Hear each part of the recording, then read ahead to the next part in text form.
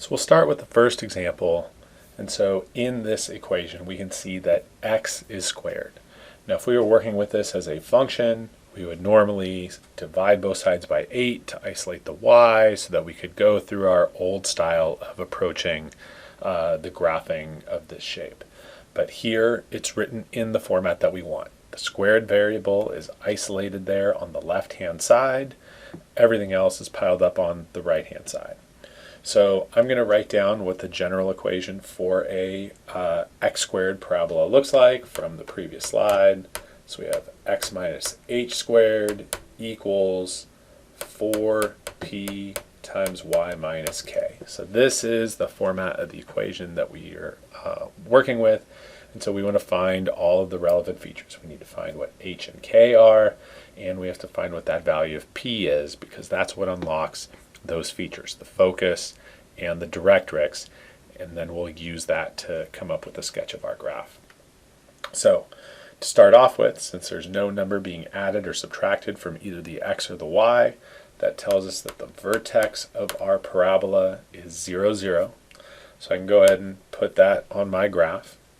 I know that this is going to be a vertical parabola because it's the x that's squared. So if we again go back to the previous slide, we can see if x is squared, it's opening up or down. If the y is squared, as it is on the next one, it's going to open to the left or to the right. So this one's going to be vertical. And so the next step for us to do is to figure out what is the value of p. And so again, that number that is multiplying the non-squared variable, so 8 in this case, that is equal to 4p.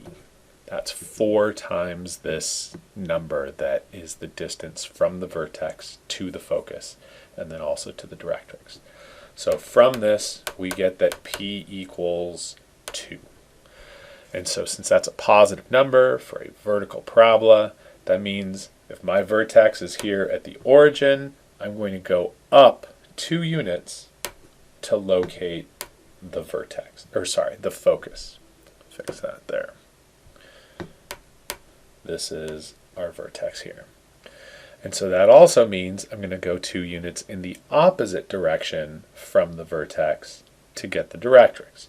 So I went up 2 units since p was a positive number for a vertical parabola to find the focus. And then I'm going to go down 2 units to get the directrix. But the directrix is not just a point. The directrix is going to be a horizontal line. So the focus, the coordinates of the focus, we can see we're going over 0, we're going up 2, so 0, 2. And then for the directrix, that's 2 units down from the vertex, so the equation of that line there is y equals -2. And so now the last thing we need to do is we need to plot just a couple of points to help us get the shape of our parabola. We want to know how wide or how narrow it is. And so under other circumstances, we might plug in a point or something like that when we were studying parabolas before. But in this case, we actually have something that we can use. Whatever the distance from the focus to the directrix is, whatever that distance is, we can move that distance, in this case, to the left and to the right from the focus, and those points will be on the curve of our parabola. And I'll explain why that works in just a second once we see the parabola. So I can see that the distance from the focus to the directrix is 4 units. So basically I'm doubling the value of p. So I'm going to go 4 units to the right and 4 units to the left. And I know that my parabola is going to go through those 2 locations. And so then I can go ahead and sketch my parabola. I've got an idea, a sense of how wide this parabola is. And the reason we know that our parabola is going to go through those 2 locations is because that point right there, if I travel that horizontal distance, that's 4 units. If I go this vertical distance right here, that's also 4 units. And if you'll recall from the definition of a parabola, we said that it's all the points that are the same distance, equidistant from both the focus and the directrix. And so it always works out that way. Whatever that distance from focus to directrix is, I can just move sideways for a vertical parabola, or vertically I can go up and down for a horizontal parabola to find a couple of additional points to help with the sketch. So moving on to the second example, we can see that we've got y is the squared variable. We've got a little bit more going on than we had in the previous one. So I'm going to write down our equation that we're working with y minus k squared equals 4p times x minus h. So that's our equation. And so from this, that's the general equation. So we want to figure out what are the relevant features, what are the coordinates of our points and everything for this particular parabola. So hopefully we can see for the coordinates of the vertex, we've got x plus 4. So that means it's going to be a -4 for the x coordinates. And as we've seen, this is the opposite of the positive negative sign that we see in the equation. And then for the y coordinate of the vertex, we're going to get positive 6. So I'm going to go to the left 4. I'm going to go up 1, 2, 3, 4. I'm going to go up 1, 2, 3, 4, 5, 6. And so right there is my vertex. This point here, didn't mean to make that one.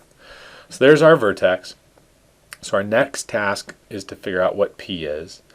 Now, one thing that I will mention is we know that this parabola opens sideways since it's the y that's squared. So that's not going to affect what our p-value is, but instead of moving up or down to figure out where the focus is located once we get that p-value, we're going to go to the left or to the right, depending on if it's positive or negative. So we know that whatever number is undistributed from the unsquared variable, that is equal to 4p.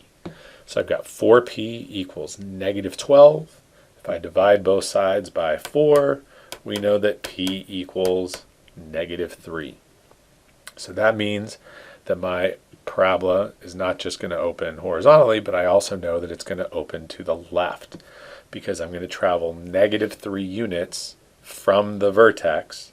So I'm going to go 1, 2, 3 units, and that's going to give me my focus for my parabola.